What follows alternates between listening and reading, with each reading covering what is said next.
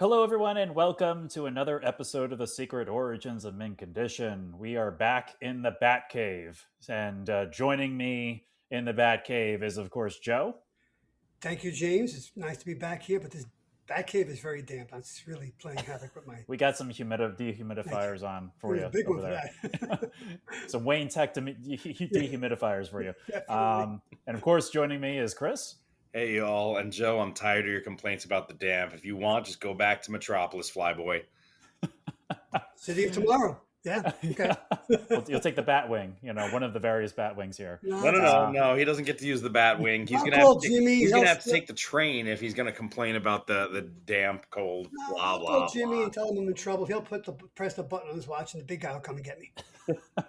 well, Superman knows how to get into the cave. He's Yeah, pretty well, good. it's kind of like Wally says. Do you want piggyback or do you want to be carried? It's up to you. But Yeah, that's Wally, good. Wally always poses the question, and those are really the Nice. only two they figured out. So And audience, we are in the Batcave once again, visiting the Batverse to talk about the Joe's favorite Batman story of all time. Joe, I think this is number two of your favorite stories of all time because This is Daredevil is one. Daredevil Born Again is one, and this is 1A by the one same A. team, Miller and Mazzucchelli. So yeah. And so, as Joe has revealed, the creative team, Miller and Mazzucchelli, we are talking about Batman Year One, which we've talked a lot about Batman Year One in our 300 plus episodes Oh, at it this comes up point. a lot. yep. But I figured, it's Joe's favorite, let's say, favorite book, 1A, 1B, with the two of them. It's right up there. It would be number one if Miller and Mazzucchelli had not done Board Again. So Correct. we were talking about one of Joe's favorite Batman stories of all time, and a Batman story that obviously is a seminal work in Batman lore. A lot of people, if you're ranking just Batman graphic novels, would put this as number one. A lot of people put this in the top 25 of just graphic novels, period, Mhm. of all time. To say So, nothing of the fact that there are a lot of people who don't even realize they know this story because they loved Batman Begins, but they don't realize they love this story. right, which is Mm. something we're going to Good, talk good point. about is the legacy of this. So, obviously, folks, when we do talk about comics, we don't do deep dives, but for this comic especially, since everybody in the podcast YouTube comic book space has talked about Batman Year One, we are really just going to just have a general conversation about it, more so the stuff surrounding it, its legacy, how we came to it, maybe some highlights. But this might be one of these episodes where the topic more generates a conversation than we stay on point with the topic, which Yeah, happens a lot. yeah. This is So probably gonna That's this is right. probably There gonna you go. meander, but I think that's also, like you say, people have done deep dives into this. I don't know that there's anything. Certainly, I know I don't have anything to offer that hasn't been discussed before with regards to like the deep dive on the story, especially because it's been around for so long. So I think what's interesting when you talk about legacy is like what kind of conversations can the book inspire? Because you mentioned how frequently we've talked about this book, and we have. As much as I enjoyed when it first came out, as much as I enjoyed reading Ultimate Spider-Man back in what would that have been 99, 2000. Mm. yeah, yeah. I don't really talk about it since. It hasn't inspired me to think of anything else, and it doesn't inspire conversation for me. This does. So I think I like your idea of this is going to be kind of we'll see where the conversation flows, but especially talking about like legacy and stuff like that makes a lot of sense for me with this story. Yeah, excellent. And before we begin, because you guys liked it during the holiday episode, I got a couple either Oh, ors for Oh you. I yes, love good. these. I was We should do hopeful, one but I didn't want episode to of put either pressure on you. or someday, James. Really, just So, an entire so episode. audience, we won't do this for every episode, but if I remember and I'm inspired, we'll do like a little either or. So this one is a little Batman themed, and I'm Cool. just gonna go an either or real quick. This is like encompass the Batverse. All right. Speaking of Batcaves, which Batcave would you prefer? Adam West Batcave or Michael Keaton / Tim Burton's Batcave? I prefer the Adam West Batcave for a couple of reasons. Once I was 10 years old when I first saw it.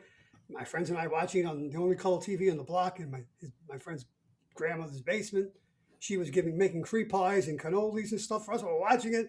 That is One of the that is pies a are pretty yours. sweet. That is Oh, a pretty sweet setup. right? And I love the atomic pile in the back. I mean, right on top of everybody. What about radiation?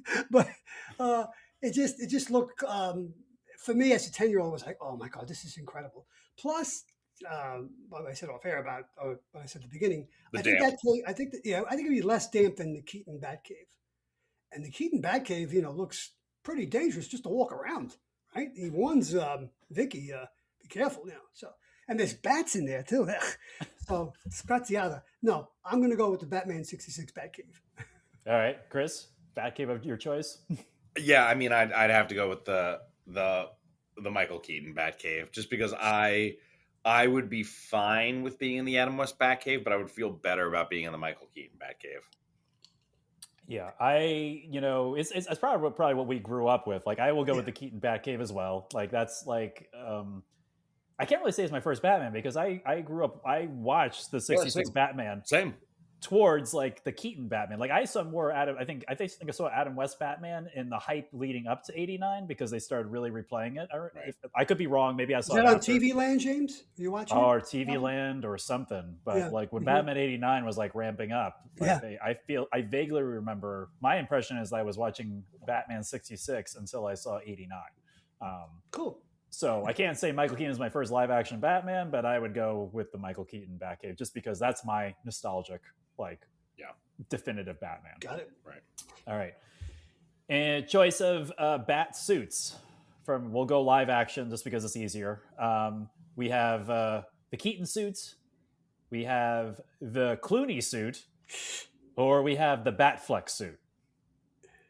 Which one's the Batfleck suit? It's the Frank Miller inspired. Oh, from Justice League and Batman. You're not including the Dark Knight trilogy suit, right?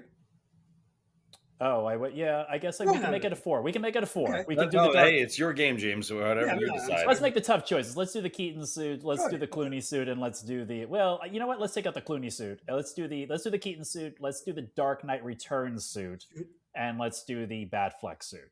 Okay, this is easy for me. It's it's the Keaton suit all the way. I know he can't turn his neck, can't turn his head. It's a little plasticky. I get that. They even make that one. They even make a point of that when he's down and the guy's, well, this is some type of body armor. It's, and he's tapping on it and makes that sound. But it looks like it's got the yellow behind the oval, which I need. You have to have. Mm-hmm. And again, it's the first live action. No, it's not the first live action Batman movie. That was Batman '66 in the summer of '66, right? But that's my suit. I would go with the first Keaton. I did not like the redesign for Batman Returns. I thought it got a little too sleek. I liked it that it was, almost a prototype costume because this is Batman, in his early days. So it works for me. Yeah, I'll go with the Keaton, the Batman Keaton suit from 1989. Very good, Joe.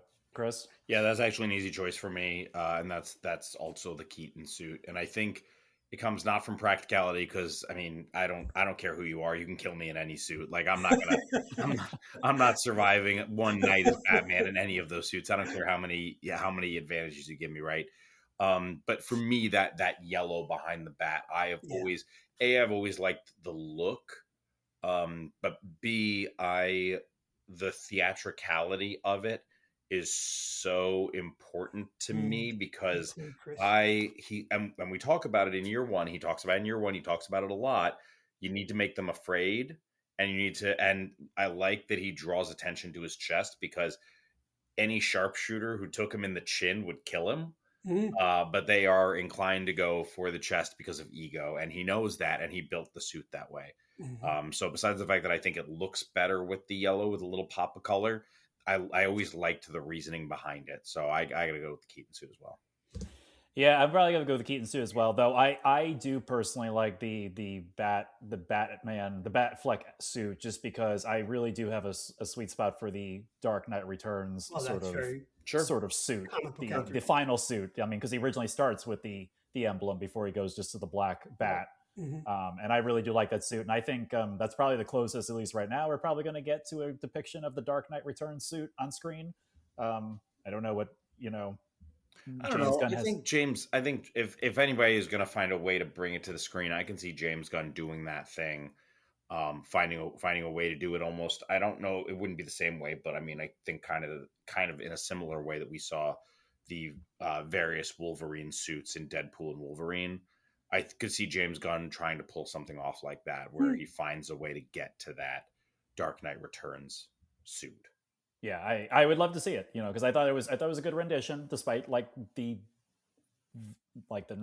those movies, whatever. The context of the movies, I thought the costuming was great. Yes. So, probably the best thing about those movies, the costuming. Yeah. All right, and last one, Your Batman sidekicks: Dick Grayson Robin or Tim Drake Robin? Dick Grayson. I like And this Dick is Grayson. as Robin. This is not Nightwing. This is your choice of Robin. We're not. I'm going to go because the OG Robin, and Robin was introduced in 1940, right? Because even then, the people producing the comic books said they needed to lighten up the character because for a year, Batman was fighting monsters and created by Hugo Strange and somebody called Doctor Death, I think, or something. Yeah. And What happened to Doctor Death? He died. He died. He didn't get better. I got better. But yes, he was using a gun. So I think Robin comes in, lightens it up, and I think that's when the book takes off, the strip takes off. And, I just Dick Grayson is just, for me, there are two legacy characters in all of comic books. And it's Dick and Wally. And so, yeah, I'm going with Dick Grayson. Very good job. Robin. Chris? We're going to have to record year one another night because for the next hour, we'll be talking about which Robin we're going man, that's a really good question.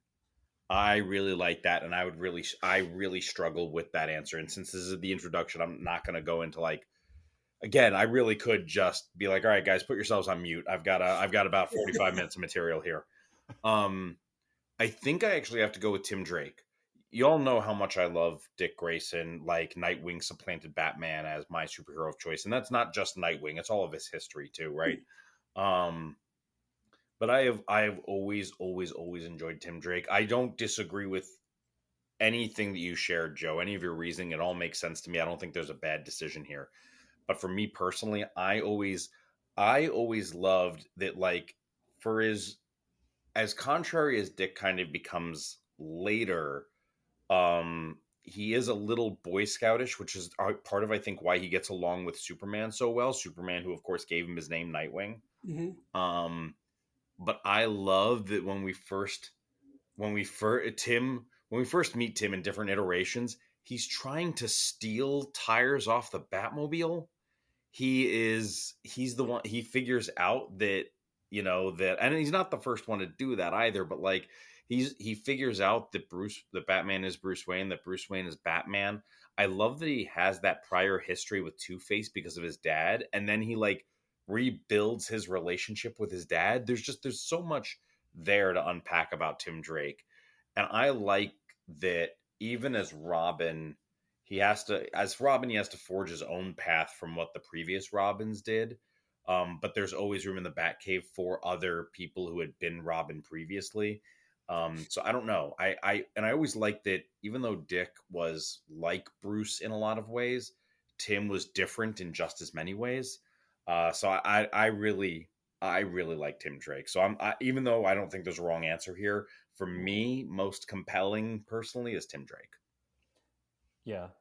It's no wrong answer. I think I'm going to go Tim Drake also, mostly because of a lot of the points that you made, Chris, just because, by the time I was really reading, Dick had become Nightwing. Sure. So I have not read a lot. I've actually not read up until Batman Year One, Joe, which on Hoopla, I started reading that. Great. That's probably the most other than Dark Victory. Right. I've read Dick Grayson as Robin. I've not read a lot of Dick Grayson Robin stories. And Tim is the one I grew up with. I also like the fact that, like you shared, Chris, he figured out who Bruce Wayne Batman is. The relationship by the time Tim becomes Robin is different because he's been through Dick. He's had the tragedy with Jason. Mm-hmm. And so I almost feel like the writing is Batman is more distant from Tim, but Tim gets to be his own person a little bit more because of that. And Tim draws Batman back into the world, so to speak, because he's carrying that guilt of what happened to Jason. So Tim is very important to Batman. Yeah. For Batman becoming normal again. We'll put that in air quotes. And I don't know where it is now in the DC timeline, but Tim also is a great detective. Yes. So, yes. He's better detective than Bruce. Yeah. Yeah, which is really, A, obviously really saying something, but B, that's not a skill that we've seen Dick have a lot, even as Nightwing. Yeah. Yes, that's a good point, Chris. Yeah, okay. Yeah, so I kind of like that he's got this, that's what he took away from Bruce. I think each Robin takes a different aspect of Batman with them. I think Dick Dick takes like the best pieces of Batman. Obviously, Jason kind of takes the attitude of Yeah, Batman. extreme. Tim takes the detective skills. Damian takes like the fighting. Like everyone takes an aspect of Batman and makes it their own. Yeah, So I think Tim is Jason if Jason were written well. yeah, If Jason had been written, I think they just fell into a trap with Jason, Excuse me. and that's why readers voted to have him die. I was one But of those. yeah, no. Hey, listen, and it makes sense too because I am not a mind reader. I think I know what they were going for, but they just leaned so heavily into it that it just didn't work. And so I think Tim is Jason if Jason were written better. My Hmm. yeah, opinion.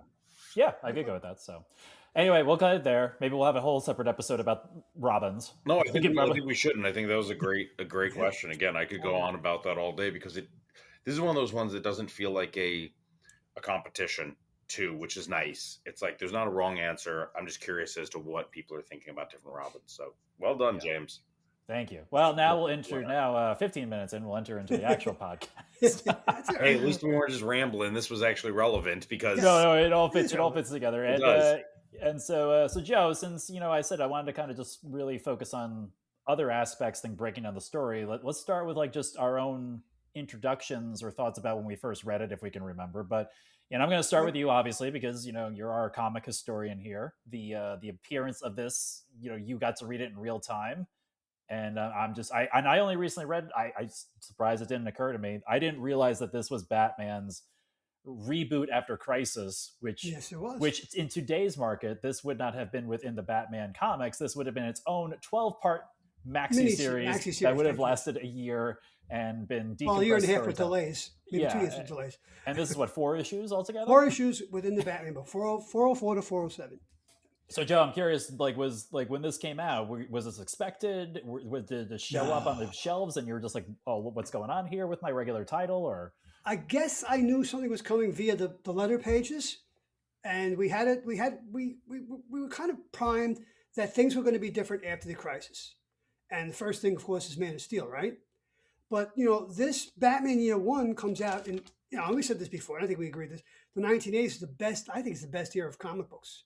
I mean, Man of Steel, Batman Year One, Giffen and Maguire's JLU, Grell's Green Arrow Longbow Hunters, Perez's Wonder Woman, Timothy Truman's Hawk World, and of course The Dark Knight Returns by Frank Miller. So, but this is the beginning of the modern Batman, and one of the building blocks of the modern age of comics, along with the stories I just ticked off. So this was, I wouldn't say it was a shock to the system, but this was like, whoa, this is very different. This is very adult. This is not like, which is also a great origin that Len Wein did with Byrne and Apparel in the 70s. That's a 3-issue miniseries. And Frank Miller wanted to do this as a graphic novel, but Denny O'Neil, the editor, who'd been writing Batman for scores for years before that, insisted on putting it in the book so that it would be canon, and it would fit right up coming after the Crisis on Infinite Earths. And obviously, Miller had this great story to tell in a film noir setting, and it just works. I mean, we're introduced. This is the first time we're introduced to a Lieutenant Gordon who hasn't always been in Gotham City. He comes from Chicago. This is the first time we get a real feel that Gotham is a real, I don't want to say the word dirty city, but it's a corrupt city. We've seen this before in certain stories, but never to this level. Commissioner Loeb is working for the mob. He's their mouthpiece. So there are so many things that come to fruition in this story, along with Batman's first year, right? I mean, it's just and it reads so quickly. Yet it's so dense in what it brings to the legend, to the canon of Batman. So yes, as it was coming out, I have here. Well, I want to do something different a little bit later on. I want to show you a progression of where Batman went to get to this.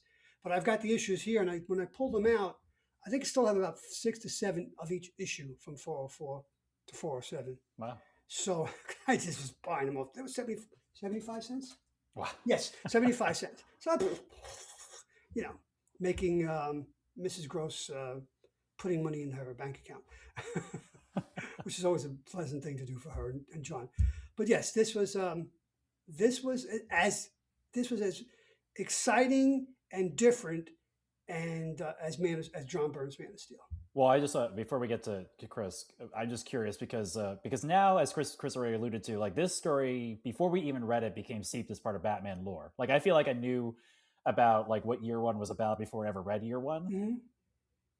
Aside from, I'm just curious, and this sounds like a very naive question, but because like I said, like I didn't know anything other. What was Batman's origin prior to this? Like, was it just that his parents were shot in Crime Alley and he became a bit like, was that it? And there was Yes, no other well, origin? the original origin didn't even mention Crime Alley. They're coming out of the theater. I don't even think in the original origin they were seeing Zorro. But as it progressed from the 40s, 50s, and 60s till it got to the 70s, and Len Wein tackled it, he brought everything to bear in that story from Golden Age and the Silver Age into then the Bronze Age. So there was things that obviously did not make it into this because a lot of this gold and silver, and even bronze stories are just that continuity went out the window with Crisis. So this was a bare bones. And what I like about the story is this is bare bones. He doesn't even have a Batmobile. There's a motorcycle. The climax. He's not even in costume in the climax, right? So it's a big departure from what had come before, and I had no problem with it. Just like I had no problem with Byrne's Man of Steel and Perez's Wonder Woman. I was Yeah. primed and ready for this. I find it interesting, like, because obviously they would do it automatically today. That it was not rebooted like Man of Steel. Like they didn't go like, No, let's do Batman #1.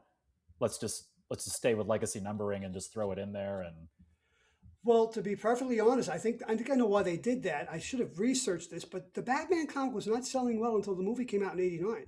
hmm, Batman went through a number of periods of slow sales. The period right before the TV show, the period in the late '70s. Marshall Rogers and Englehart saved Batman. Then that book was going to be canceled around 1979, Detective Comics, and then by the mid '80s, Batman, like Superman, was not selling well at all. So I think they said, all right, we did Man of Steel as a separate thing, probably because Byrne wanted that gigantic ego. But I think they said, let's put this in the book proper and let's get the sales up, and it worked. So hmm.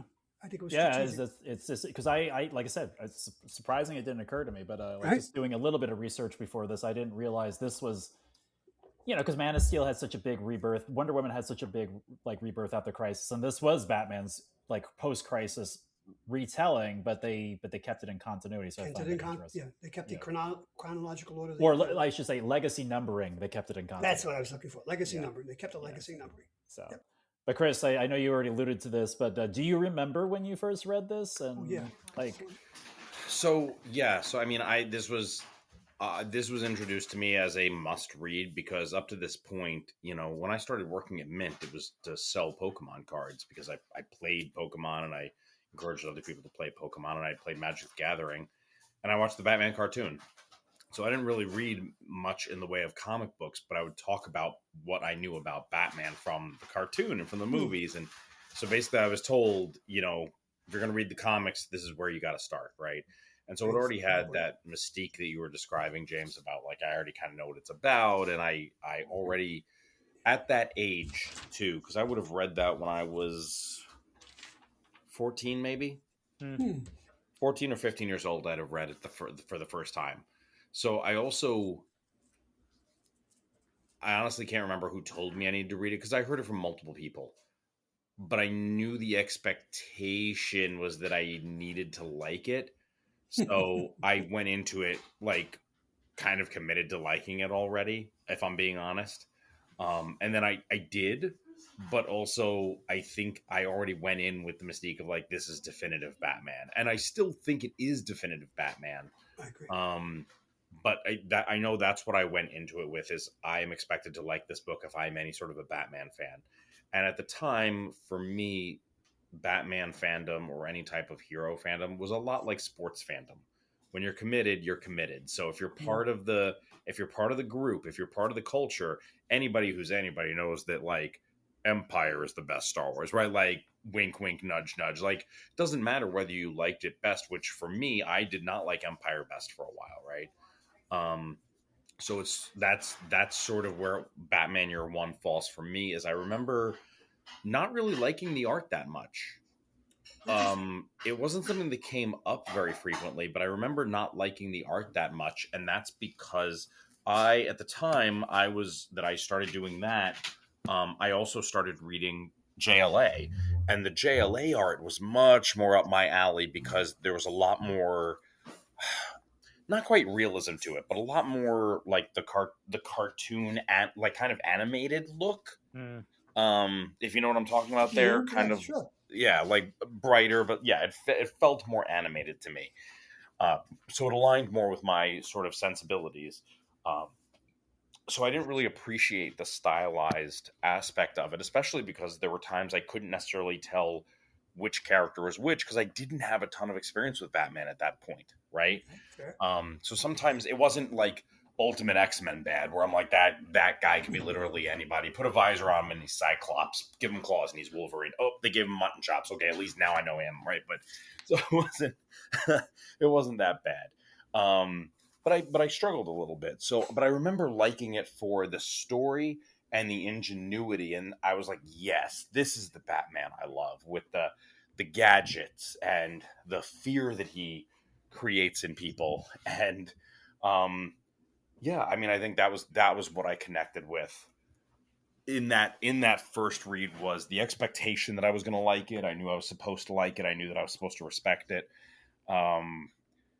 And I bought it, but then something about it, and I can't tell you what it was now looking back. I could make guesses, but something about it, because I owned a lot of comics for a while, not a lot by standards of other people on the other guests on this podcast, but a lot of comics for Or maybe hosts. some listeners. Right? No, definitely not for the hosts.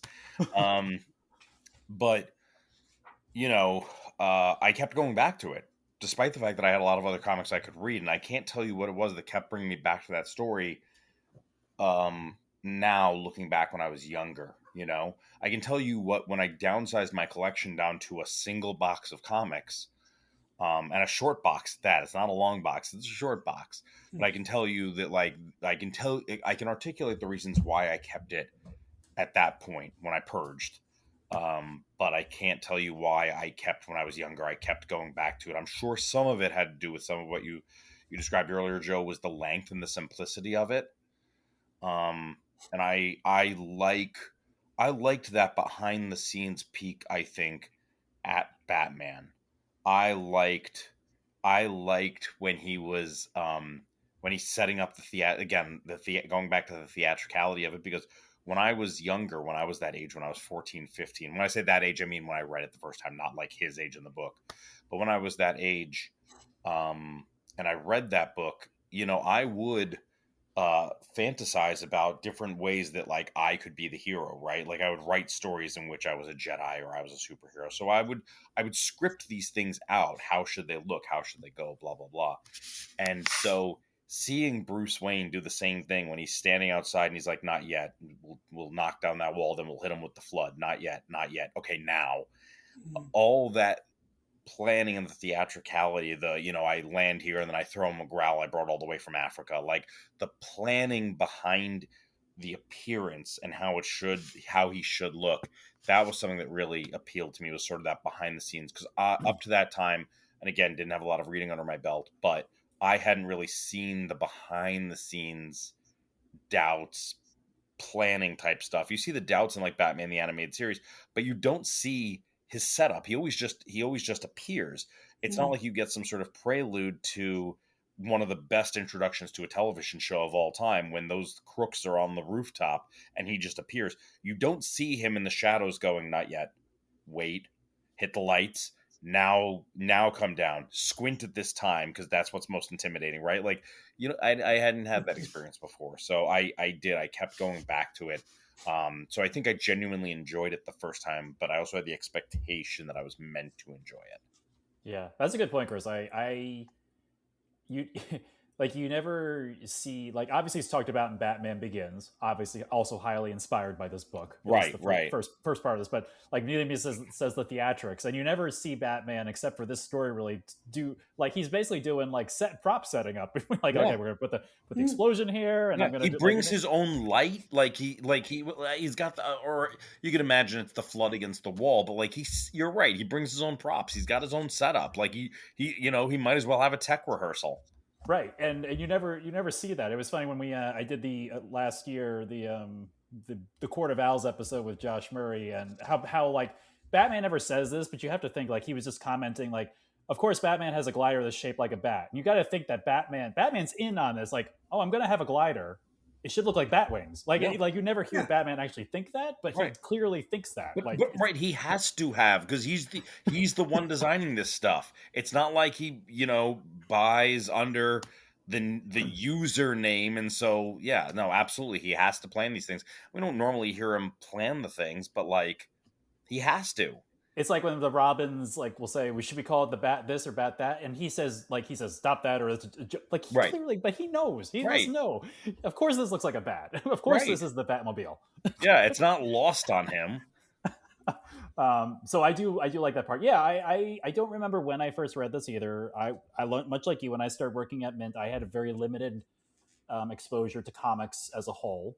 I think like just before when I was working at Mint, but was collecting comics then, I was reading No Man's Land. So I was watching Batman the Animated Series, and I was in the second half of the No Man's Land saga after Cataclysm. It's a hell of a place to be, sure. Yeah. And so that was sort of the Batman I came into, and a lot of so when I read Year One again, there was the expectation that you have to like it, or you should like this, or Right. and I, like you said, I did like it. This might be controversial, and I'm not going to say I don't dislike it, but I would say of the Year One origin Batman stories, I think I prefer Long Halloween a little bit as a story than Year One, just in terms of like. Sure. I don't know why I would go in terms of like if you ask me like, do you want to read Year One again or Long Halloween again? I probably would pick up Long Halloween. I'll pick Long Halloween every time. Long Halloween is more operatic in scope, and, Yeah. This is bare bones. I like it, and I would put it up there with like the top Batman graphic novels. I could easily see this being one, just because it kind of sets the tone for the other things you would put in a Batman graphic novel list. If you're talking about Batman graphic novels, like starting with Year One and having it be number one, because Year One is a prequel to Dark Knight Returns. It is a foundation piece, for any of the current Batman lore. I think every, like, Joe, you could correct me, I'm assuming like every piece of Batman that was written after Year One basically assumes Year One is the definitive origin for this character.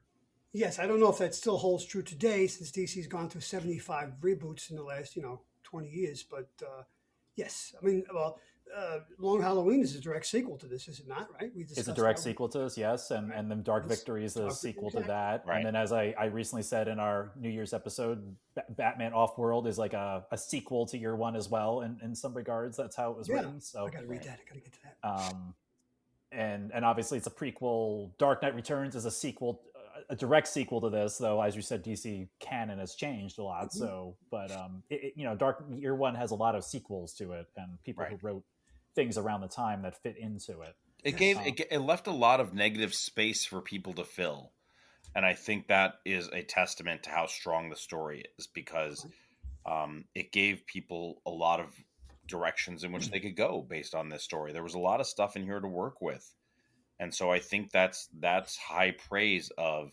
Year One, is that even if you didn't want to pull everything from the story, even if you didn't love everything, there was something in there that I think there were things in there that everybody could love at one point or another, even if it was just the device that summons the bats. Oh yeah, which we've seen now a few times in animated and obviously live action. Right. I actually had that bookmark, Chris. You mentioned it. Oh, because it's brilliant. It is brilliant. Yeah. As long as we're talking about Bruce Wayne being in on it. Plus, I mean, in my opinion, is there there are these starts to the chapters, and they're not all brilliant, but but the one that leads into that, they've got him cornered, they've got him outnumbered, they've got him trapped, they're in trouble. Like, and then it's called Black Dawn. Like, it doesn't get much better than that. Yeah. It's great. Like I said, I don't want to think like I don't enjoy this book. I do. Sure. I just, I think, and now maybe we can move into the legacy piece a little bit. I like a lot of what this led to and the legacy of it. Like, this is Batman's first year. He's just returning from being away. A lot of what's intrigued me since the writing of this is what writers have done, like what he did when he was away, right? Who he studied with. Yeah. Like, and so Joe, since like you're our comic book historian, when was like the first time, if you remember, or like when did they start like filling in like, well, Batman trained with Zatanna's father, Zartan, to like learn to be like a great illusionist, and when did he or he trained with Wildcat to be a boxer? Like, when did some of these other he trained with what's his name, Kane, right?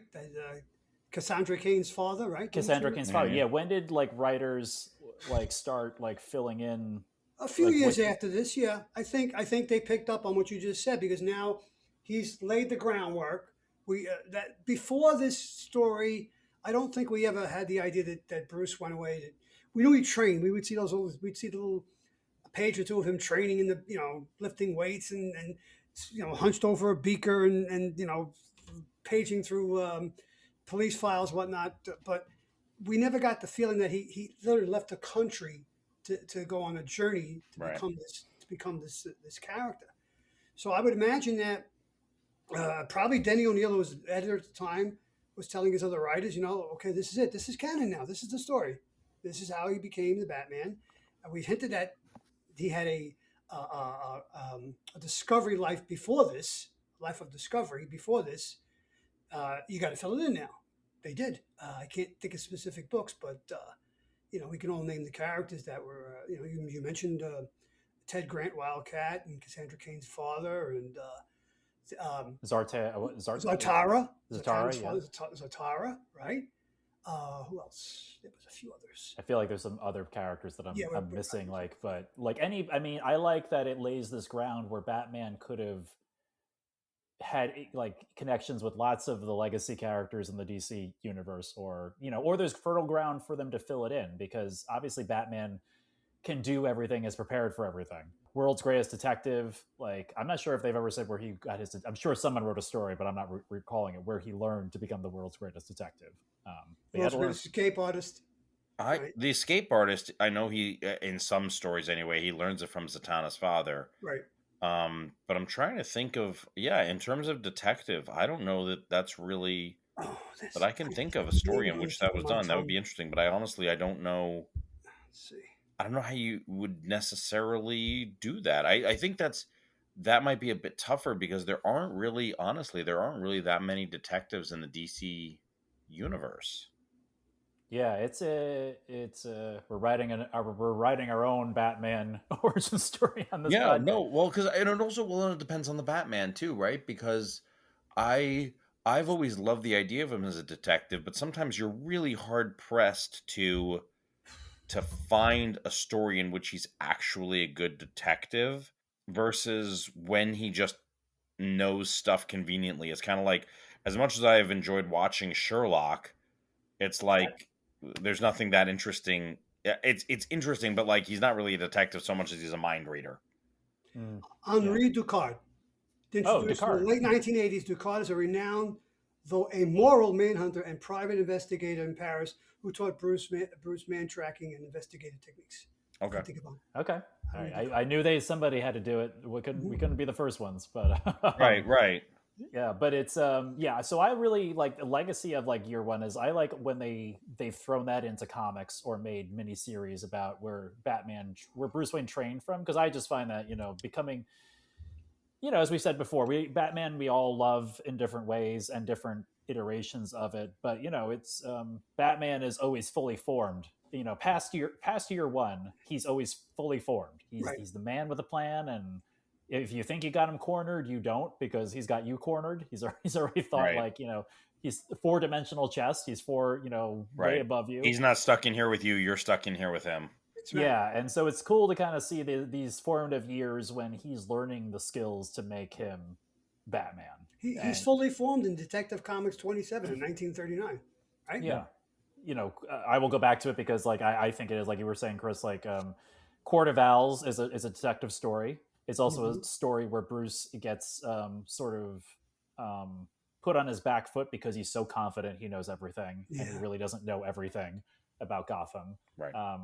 But yeah, it's hard. It's hard to find stories where he is not prepared, unless you're going back in time to when he's training or into this year one period when he's still becoming the Batman that we know. I mean, we've kind of touched on it a little bit, but obviously, Mask of the Phantasm highly influenced by Batman Year One, I would Yeah. say. Yeah. Yeah. I mean, well, the whole building being hunted by the cops. Yep. Oh right, Oh yeah, yeah. yeah. That's That, yeah. I mean, it's That's taken. It's a lot of taken it's from his taken book. out. The only difference is that in Mask of the Phantasm, he's not being hunted by corrupt cops, right?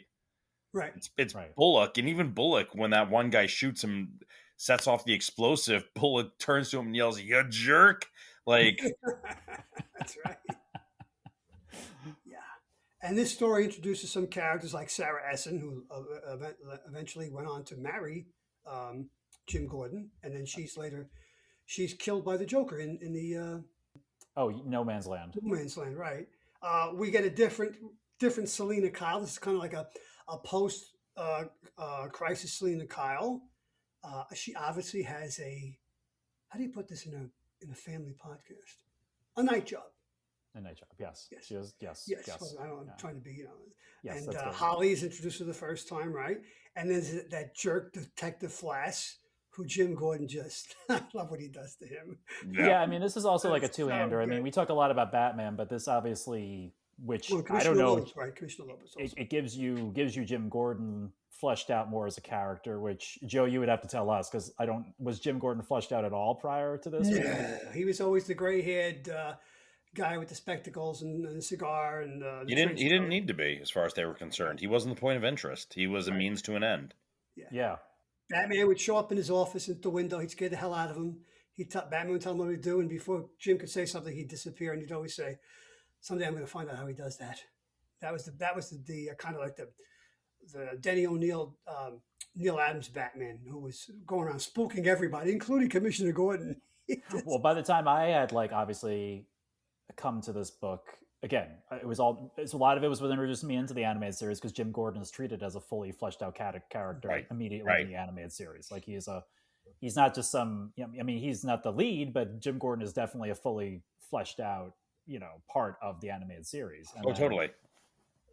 Especially, I and mean, he ends up, and it's later in the series, but he gets basically an entire issue centered on him, or an entire episode centered on him when Barbara gets hit with the fear gas, oh right, and yes, over. she's like, what would happen if I died and didn't say anything? And the whole thing is about Jim trying to take down the whole Bat family, and he does it. He Mhm. takes them. He gets every single one of them, with the exception of Robin, who gets away. Yeah, that's a great episode too. It's That's it's a phenomenal episode. It's so well written, and It's from start to finish. I think it's a perfectly written episode. I have no notes for that episode. The dialogue is stellar. Some of the humor in it, the notion of this is what the characters would do if they were in this situation, like, makes sense, to like the loving ending that we get when, she says there's something I have to tell you, and Jim says, you know what? There are some things that in this case you can't tell me, and I love you no matter what. And she just says, thanks, Daddy. And that's like the end of but it's all from top to bottom. Like, it is one of the top episodes. Again, literally no notes. And also it also includes one of, I think, I love that it's Bane that he brings in to take down Batman. Like, that to me is the fact that he goes to the point where he's going to lose his job over this, just to take down Batman. But I love Nightwing's confidence, his overconfidence, and then he gets busted. But possibly one of the best exchanges of dialogue, which is Bane basically challenging Batman in a fight. He says, "To the death," and Batman says, "It doesn't matter anymore." yeah, Like that exchange, this notion that Batman no longer cares about not taking a life but it's in such a grim way that anyway, enough about that, but like could obviously go on and on about, but yeah, I mean, I think, you know, a lot of we get more from the stories when the characters are more fleshed out. And that doesn't mean everybody needs the most extensive backstory, but Gordon is so important to Gotham and to Batman and to all of these goings on. I think it's important that we know more about him. Yeah. Yeah, I mean, it's like the legacy. I mean, it led to the show Gotham, which, you know, you can give or take your mileage on that show, but Jim Never Gordon was finished the it. main character. He was the main character of that show for, you know, however many seasons it went, which was a pretty Gordon's, long time. Gordon's the main character in this because, you know, both Gordon and Batman one's returning to Gotham and one is coming into Gotham for the first time. Yeah, and he's Right. talking about that, you know, in the first page. So this is as much a Jim Gordon story as a Bruce Wayne Batman story. It's almost sometimes more of a Jim Gordon story. No, it is. Yeah. And it's because there's more that we need to learn about Jim, but also there's some, arguably, Jim does a better job of becoming Batman than Batman does. Because Jim takes the train in, and Bruce, while he's flying, he specifically says, I should have taken the train in. I should get to know more about the enemy up close, right? So Jim exposes himself to that. Jim also plans out the whole, how is he going to, he's not going to take revenge on every single cop that beat the crap. He knows exactly how he wants to approach this, right? He knows exactly what he's going to do. He's going to let those other cops go. He waits until there's nobody around when he can pull Flash over. He leaves him in the woods. He does just enough damage to keep him out of the hospital. Like, he basically sends them. It's so Batman-y deliberate, right? About how he handles Flash. And then he continues to work with Flash. Not because he wants to, but because he has to. So, like, there are some ways in which in this story he becomes Batman better than Batman does. Like, it's just I think he's just older and has the experience that Bruce doesn't have at this point in time. We don't always think about Gordon as having such an analytical mind, and we get so much of that in this book. Yeah, I'm curious. Like this, now we're going, which we should a Jim Gordon thing. Like, obviously, I think the animated series Jim Gordon is great. He's probably my best. But I'm curious because we never talk about it. Like, what did you guys think of Gary Oldman's portrayal of the character in the Dark Knight trilogy? Oh, I thought he did a great job. Yeah, I thought he was excellent as Jim Gordon. I agree with Joe. I really liked it. I could have done with a little. It's more so in the first movie, but he's a little bit hapless, a little bit of comic relief, but not in a bad way. Just maybe a little bit more than I would like to see. But I really like him as character wise. I really like him as Jim Gordon. I think some of the writing was. I don't want to say it was weak. I don't think the writing for him was weak. They were trying to figure out who to give laugh lines to, and sometimes it was him. It was kind of like when he was like, you know, he's in the bat tank, and as he's being taken out, he's like, oh, like he doesn't know what's happening. And don't get me wrong, it still makes me laugh and everything, but yeah, for me that's a little like, okay, I mean, the guy's been around, like he might be a little surprised at first, but he's pretty hardcore. I like him better in the Dark Knight. Yeah, overall I do. I like him, but I'm with you, James. I very much the animated version of him, the voice. Yeah, I'm just a big fan. Bob Hastings did the voice. Yes, Bob Hastings. Yeah, I would say I like Gary Oldman's portrayal of the character, and I agree with you, Chris. I mean, they don't fully go into his backstory because I mean, year one we learned like what he was a Marine or a Green. He was taking out. No, he was a Marine because Flash was a Green Beret. Oh, okay. So he was a Marine. Yeah. I mean, I mean, not that Batman Begins was taking from this directly, but you know, if you're a Marine, then you probably wouldn't be fumbling around and be hapless if you're in, you know. No, you're adaptable. You can. This is actually something you understand. And also the other thing too is that like the tech that Batman uses by the time we get to Batman Begins, not really that outlandish, which is why it's like he's in a tank. It's a surprise that he's in a tank, but you understand what the tank is because police get equipment from the military. Yeah. They use military grade equipment, so they're not that surprised by it, right? Like the jump might be weird, but like the gun, not so much. So, but yeah, he's a Marine, which again, I think is done well in this book. I think we do it. It's a Jim Gordon. I think, you know what it is? I think Jim Gordon needed the story more than Batman did. Yeah. Okay. I mean, Miller's story. I mean, Mazzucchelli, obviously the artwork helps. Like, I would also say, as you pointed out early in Joe, like this is the definitive Gotham City that everybody built. Like Burton built his Gotham City upon this. I mean, this is like a gritty, you Yeah, know, Burton's Gotham was more stylized, but it was definitely a gritty city that had crooked cops in it, and the people who lived in the city were downtrodden, and they needed a hero. And how do we get in touch with him? He left us a signal, and he lights the signal. yeah. I mean, I mean, this book defines Gotham City as it would be portrayed ever forward. Yeah. In stories, it defines Jim Gordon, and and it takes a while because as much as we love the Burton film, I would say that Commissioner Gordon is still treated kind of like he is in Batman '66. He's really not. Who is that doesn't actor? have- Why can't I He's think of that present. actor's name now? He's present, yeah. I can't think of that actor's name. He's a character actor for years in movies and TV. Yeah. Yeah. By the time you get to the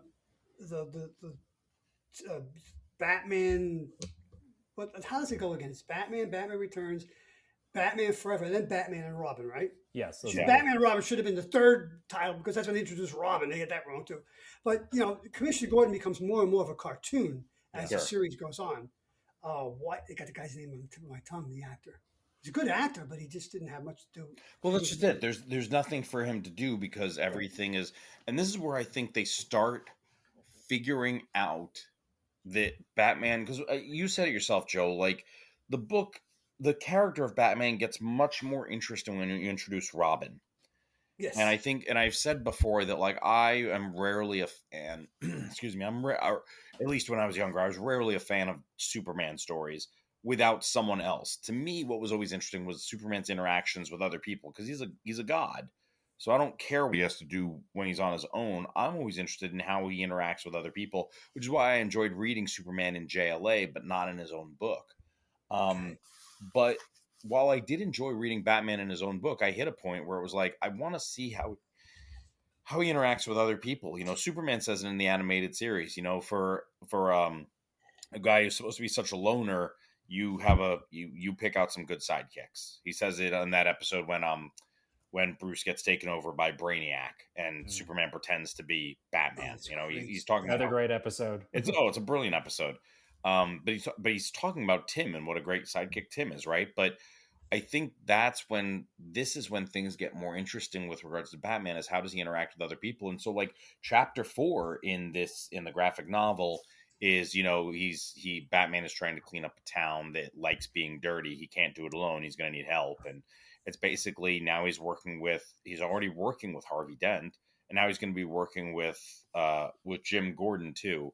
And I think that's where things get more interesting, is when Gordon is not just a prop, Dent is not just a prop, like Vicky Vale is not just. It's when these characters start, they start having more meaningful interactions, and it's like Batman can't do this alone. So how does he work with Jim Gordon? How does he work with Harvey Dent? That makes things more interesting to me, and that's where they start hitting on it in year one.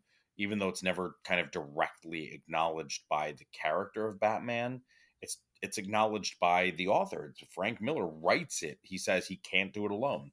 That's it, period, full stop. It's not conditional. He can't do it by himself.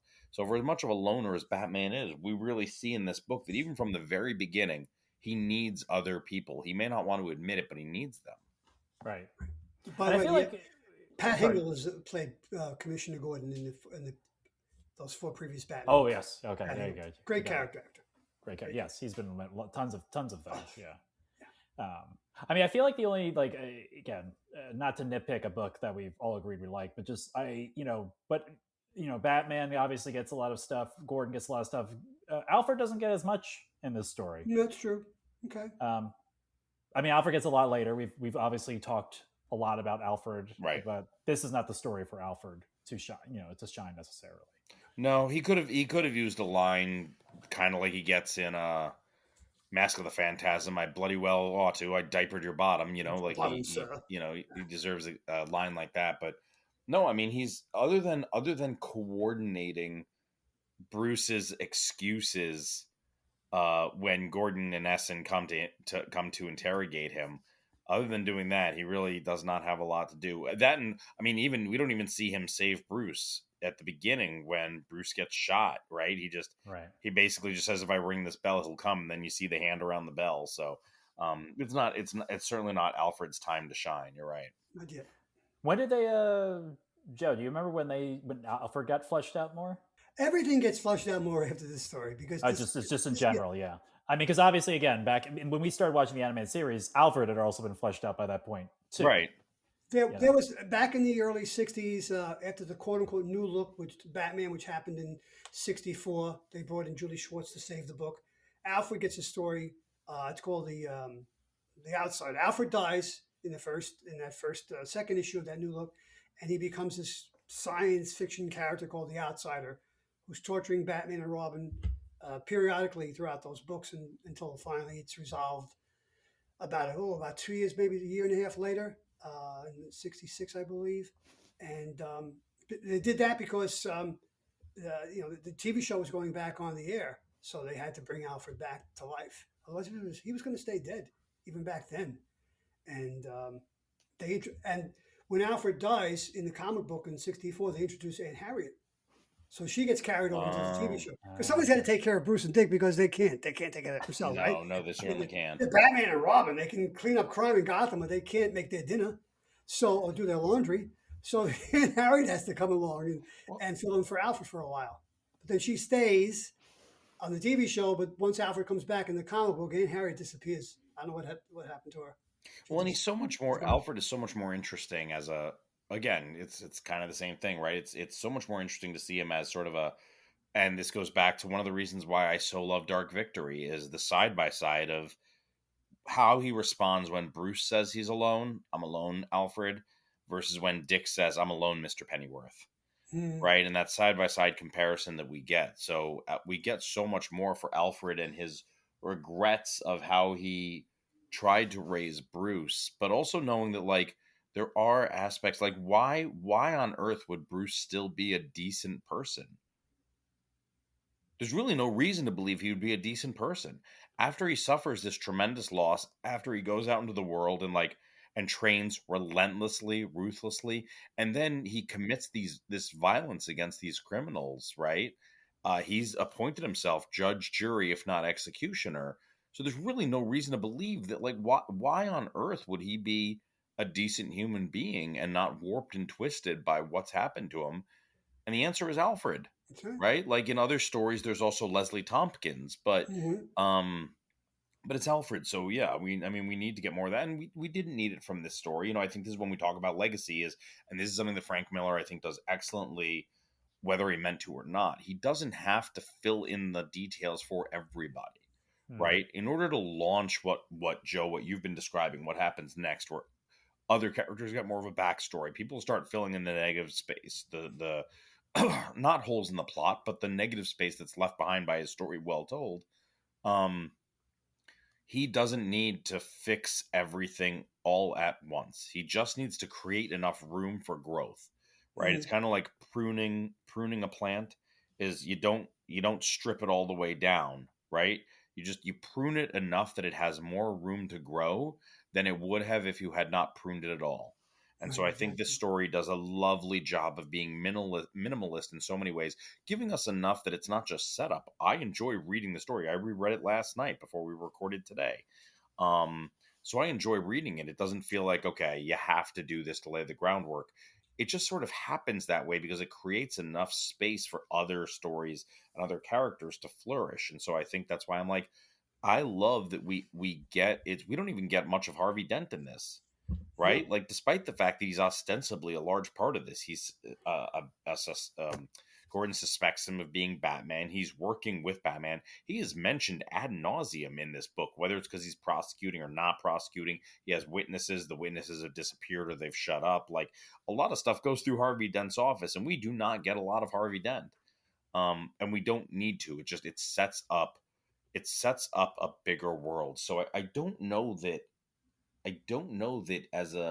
In a vacuum, this story is as effective and maintains its mystique without knowing what it brings to future books, future stories, and how it really captures so many elements of it, capture the imagination. It's kind of like people who know quotes from a movie but haven't seen the movie. It's kind of similar in that, like, again, people probably know this book better than they realize they do, because they just don't, this thing they know about Batman comes from this book and they just didn't know it. I suspect that because the editor was Denny O'Neil, who had been writing Batman from Right. the late '60s through the Bronze Age, and when he told him, "No, you're not putting this in a graphic novel. We're going to do this, within the legacy numbers of the book." There was probably more. If they would have done it in a graphic novel, I bet they would have expanded the story. But I think Denny O'Neil probably convinced Miller, and maybe back and forth. We have to do this in a minimalistic way. This is a setup. This is the beginning. We can't cram everything into it all at once. This is very much unlike what Byrne did with Man of Steel, because we know Man of Steel from issue 1 to issue 6 has a 10-year period. It takes place over 10 years. So this is not going to be that, and I guess Denny had faith in the people he had on deck, other writers and artists, to run with this, and obviously they did with Dark Victory, a gigantic follow up to this. Right. So that's my feeling that how this is probably orchestrated, and behind the scenes in the writers' room, we're not going to dive in completely. We're going to just give them the bare bones, and that's the way to do it. It's like we've spoken about this before. Monster movies, and one of the greatest movies of all time, Jaws. You don't see the shark until the very end, right? So you got to keep the monster off screen and build up the tension. Right. Of course, when you do see the shark, it's mechanical. They should go back in what they did with Star Trek. They should go back in that film and and put a CGI shark in that. Stop that. You stop that right this instant. How They did dare great you? stuff with the original series of Star Trek. They really did some good stuff with that. Get out. Yeah. No. I mean, the filling of the empty space. I mean, obviously, Long Halloween didn't come out for years later after this, but it fits and is written so well. Like you said, Chris, there's no Harvey Dent in this, but there's a lot of Harvey Dent Long Halloween, and it fits in seamlessly if you read the two back to back. Well, and that's the thing, right? Like it's done. It's so interesting because Harvey and Bruce are portrayed as so close, and I have no problem buying that given what little we get in Batman Year One. It's not like I read Batman Year One, go into that, and I go, what relationship? What are you talking about? It's like, I don't need to see the relationship between Batman and Harvey Dent to know it's close. Batman's hiding behind a desk, and Harvey's just like, you can come out now. Like, it's very casual. Like, it's clearly a well-established relationship. Harvey is covering for him. I really I cannot say enough about, like, it's really interesting to really explore how well established that relationship is, that it works in a later book, even though we don't get much of him here, but it's easy to believe. Yeah. And also, as I was thinking about what I had said about, like, Gordon is already Batman almost better than Bruce is at this point. Excuse me. I love, this is something I loved about the Superman movie, because from now on I can't talk about anything without talking about Superman 2025. But people talked about how great it is that he even saves the squirrel in the movie, right? Because all life is sacred to Superman. I love that in this book that Batman saves the cat twice. And then he says, you're the one who tried to shoot the cat, and then puts the guy through a wall. Like, I love that it makes him so angry to see someone try intentionally to take life. And we sometimes miss that with him, right? The bag lady also, the shopping cart lady. Well, and that's exactly what I was going to mention. So, like, I like that in this book, we also see that Gordon's values already overlap with Batman's. Gordon risks his life, not as an acrobat, not as an athlete, but hangs out of the car to try and stop, to, like, grab the truck steering wheel, right? So he does that. And then also, oh gosh, what's the other example that I'm thinking of that he, when we talk about, like, the value, how he's already doing the things Batman does. There's something else he does. Talk amongst yourselves, but there was something else that I was like, oh, here's the other thing besides trying to save the bag. Well, actually, he makes a point of saying, like, he tried to save a cat, right? Like, he saved that woman. He did this. He tried to do that. Like, I appreciate that he sees that appreciation for life, and that means something in this book, especially when you look at the body of Frank Miller's work. Not that Miller's characters always have a disregard for life or anything, but the Batman he writes later, not a disregard for life, but certainly not as thoughtful as he is right now. So like Yeah. I like that is so central. As he's getting the crap kicked out of him, he's holding on to this kid because he's the one who screwed up. The one on the balcony in the near the beginning. So I like that he at this point, Miller is still really respecting that, which makes it possible for Jim to have a relationship with him. Yeah. Oh, just before 47 years before David Cornsweet saved that squirrel, Christopher Reeve did save a cat out of a tree in Brooklyn Heights in Superman the movie. So it's something. So Sure. I'm sure James Gunn, who's a big fan of that comic, Yeah. I'm sure that was an inspiration to him. Yeah, it's that reminder that you can save the life, so you save the life, right? So Mhm. but it's not something we normally, not necessarily something we see from Batman, or it's taken for granted. I like that Miller goes out of his way to make it happen, not once but twice in this book, Mm. right? That he would save every person that he could. Yeah. All life is precious to Batman. Right. Right. Right. Yeah. Well, I think we did it. I think we. So yeah. I mean, Yeah. I want to show you something. I got some comics here. I just want to. How do we get to this? Right. It's a long road to get to this. Right. Yeah. Yeah. So let's show something from the. I guess this is probably 63, maybe 64. Don't laugh when you see this, but this is Batman number 153, Volume 1. Okay, that's Batman, Batwoman, Robin, and the first Batgirl, Betty Kane, Batwoman's niece. All right, so then the Batman TV show comes along, so we're going to get the 66. We're going to get something like this, right? And it's a Joker, and I don't know who the little guy is. I keep forgot his name, but then we get to the late 60s, and we get My Batman, and this to me is what probably led to what we're discussing now. But that's the Batman. That is the Batman. That's Neil Adams. I just like the way the use of color here, light, and he's crouching down, ready to pounce. And then you get to these, 404, Right. 405, great cover. Mm-hmm. This is all, they're all great covers. And then great use of negative space on 407. Yeah, beautiful. Yeah, that's a really I like that one between him and Gordon. Right, that's just a great cover. Yeah. It's a great cover. So it was a long journey to get to The Dark Knight Returns, and Batman has had many iterations. He's been in space. He's been in other dimensions. He's fought super criminals, as they used to call them in the Batman TV show. They didn't call them super villains. They called them super criminals or arch criminals, right? Yeah. So yeah, and then thank God we reached this and we get this. Yeah. Favorite. And I like I know, Chris, you said your mileage varied. I mean, I do like Mazzucchelli's artwork. I mean, of the Batman. Sure, yeah.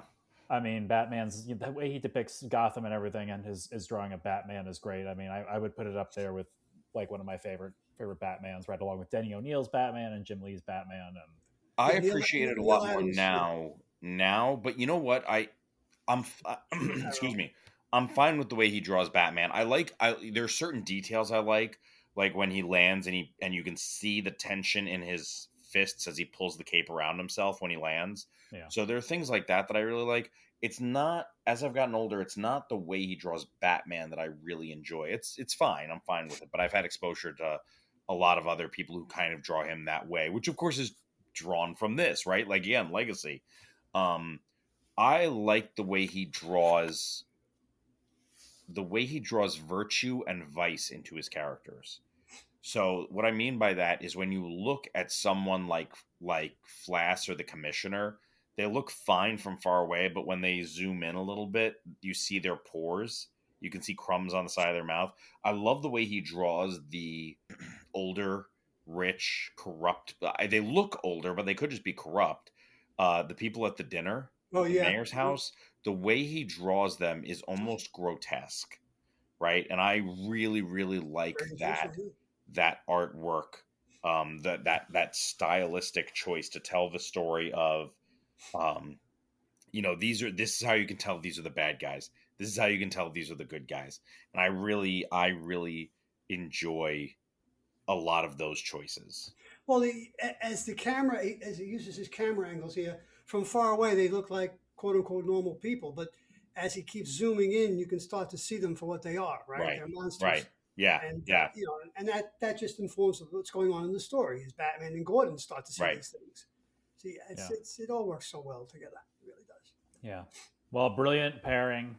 Obviously, you know, Miller and Mazzucchelli did fantastic work. So I think we did it. We did. We Yeah. I covered mean, That Batman. was fun. That was enjoyable. from just an afterthought, James, from October of 1985 to February 1987, Batman: The Dark Knight Returns, Batman Year One, or I should stop. Daredevil: Born Again, and Batman Year One. Those are three of the greatest comic book stories ever, and all penned by Frank Miller. So I just wanted Yeah. to get Yeah. I mean, listen, I should end this by saying I'll go back to my thing that every an artist as they grow changes and does different things. And while Frank Miller's later work and art I'm not into, Frank Miller gave us some defining moments in comic book history that have changed the industry and defined these characters. And as an artist, listen, you know what? Like, I think as I get older, I understand as also being an artist who's getting older, like you just change your style. You have different things to say. Yeah.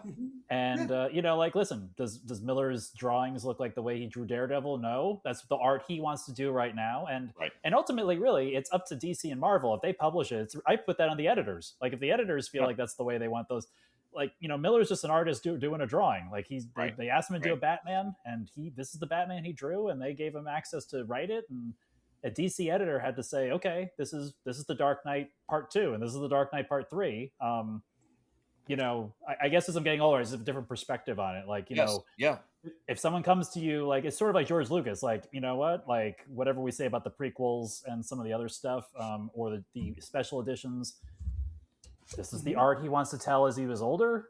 It may not necessarily be for us. Same thing with Frank Miller. They define the industry, they define these characters, and you can't take that away from them because we're still talking about it. And they're allowed to do something different. You said it yourself. And if I guess, if the DC editor in chief or, chief officer, executive, wants to, if they thought something different, they should, then they obviously don't have to go to Frank, but they do. And right, they want to. And I think also, I mean, as time goes on, we learn things we didn't necessarily know before. So I think besides the fact that as an artist or as a writer, artist of any type, right, your style changes a lot of times as you get older because you're incorporating more techniques, more experience, blah, blah, blah. But also, there are things we do not necessarily think about as impacting. So there are a couple of things. One is we never know what kind of maladies people are dealing with. So, I was just rereading. I read this book every year. I have for the past couple of years, is Strength to Strength, and I've talked about it before. But it's this idea that, like, as we get older, we hit a point where we start losing the fluid intelligence, and it becomes crystallized intelligence. It's not that we can't learn new things; it's that it's harder to be innovative, but we find other ways to be resourceful, right? And in a lot of ways, like I have a lot of difficulty retrieving information as quickly as I did before because the library is bigger and the librarian in my head is slower, right? So those are things that are true, but also sometimes you get arthritic. You don't see as well as you used to, right? Like you aren't able to sit as long with a project as maybe you could before. There are any number of maladies that it comes out later. And it's like, wait, this person was still doing this when?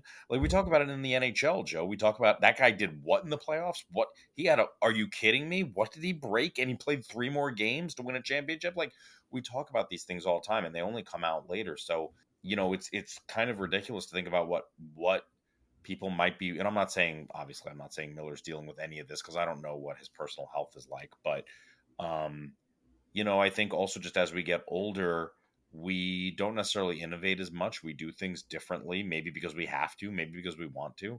And so it's interesting. I'm trying hard to be less critical and more like, I've talked about this before. I don't know how to enjoy this versus saying, I don't think it's good. You That's a know, very good especially when we're talking about aging artists, that it's like Mhm. we don't know what they're working with, what they're working through, what they're dealing with. Um, you know, how many artists is it that like after their course is run, after their race is run, you can look back and you can go, this is this phase of their life, this is that phase of their life, this was influenced by this going on in their life, or whatever. It proves to be an interesting case study later, but when we're in the middle of it, man, we don't know what's going on. Yeah. Yeah, I'm more inclined now these days, as I said before, like just to say this is just something that wasn't for me. You know, everything has a fan base, Right. resonates with somebody, Yeah. and Yeah. while, like I said, some of Miller's other Batman work as he got older was just different. It's, you know, he is still the person who gave us Year One, gave us The Dark Knight Returns, gave us Daredevil Born Again, gave us Right. how many issues of Daredevil the ongoing series Oh my aside gosh. from Born. Yeah, right. So, you know, he gave, you know, and I've, you know, and I haven't really dived into it, but you know, 300, Sin City, like these are all things that are seminal works in the comic book industry, Mhm. that people love, and he did, and he created, and he was. I want to, like, not just. I just, my tone has changed in terms of like later works of these artists, Right. and Right. you know, so and judging them, or my thoughts on them, and I still appreciate that what Frank Miller gave to us and gave to the character Yeah. Batman, Yeah. because Yeah. as you said, Joe, if he hadn't done it, maybe Batman would have been canceled, and he might be Booster Gold right now. Like, you know, I was going to say elongated, man, but yeah.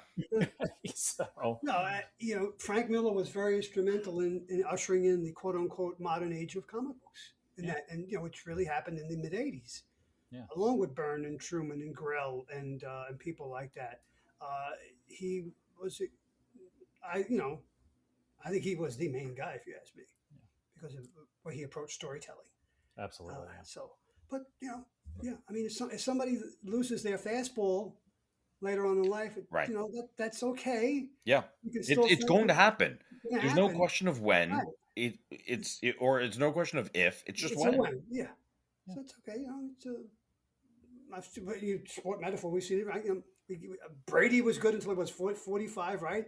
Jonathan Quick, the old man, you know, he's still great on Yeah. the ice at 40 years old. But eventually, it's gonna, you know, it's going to come to an end, and we celebrate what they did Right. for an entire career. Right. That's the way I look at it. Celebrate Time is undefeated. So Right. Remains undefeated. undefeated champion of all these things. Time and the IRS are undefeated. Yes. Yeah. And by the way, anyone who's loved Booster Gold, I wasn't like. Oh, you know, I'm No. This is in my Okay. top 5, top 10 of superheroes. Maybe I should have said Ambush Bug or something, but then somebody probably loves Ambush Bug too. So I Yeah. don't know. Yeah. There's always somebody. There's somebody Ambush first. Bug is annoying, like Lobo. I don't like them. They're annoying. So, well, listening audience, I hope you've enjoyed this little dive into your Batman Year One. Obviously, I'm sure if you're listening to this, you have watched the animated movie, or something. Twice, so the Batman Year One. So, but if you haven't, it's available on Hoopla. It's available anywhere you buy graphic novels. You can get it on the library app, both of them, Hoopla and Libby. You can get Batman Year One. So you can enjoy it anywhere. But of course, I could not do this deep dive without my other two hosts. So thank you very much, Joe. Oh, thank you, James, for giving me the opportunity to even more espouse my love for this great comic, this great story. Thanks again. And thank you very much, Chris. Hey, my pleasure. This was enjoyable as always. And listening audience, if you have your thoughts about it, wherever you're listening to this, you can leave a review for us, or you can post a comment. And if you haven't already, we have a Discord that we've created. It's an invite-only Discord, so if you're interested in joining and talking to Chris and Joe about this, but other things that we talk about that we used to talk about in the store and talk about in this podcast, you can join that. So you can reach out to me at secretorigins.mc@gmail.com, and we can give you an invite to the Discord. Thank you for listening, and we will talk to you next time.